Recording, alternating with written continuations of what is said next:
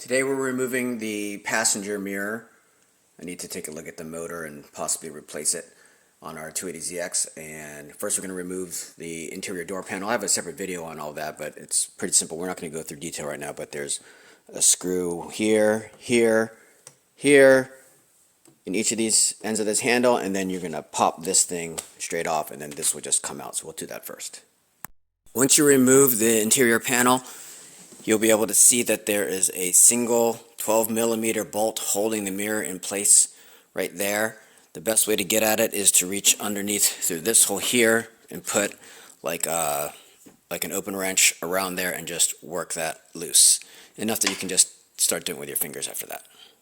Once you've gotten that nut off, you can just pull the mirror out. It's only now connected by the cable for the power function, and that cable is connected right here, and there's a little harness down there that we can just undo, and then we can just pull this whole thing out and start working on it.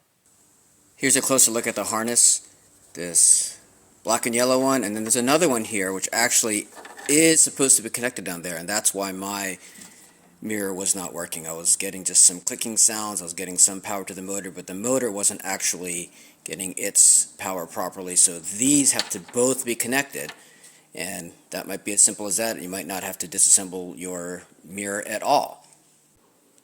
Now that the mirror is completely off the car, we're going to disassemble it to get at the motor inside.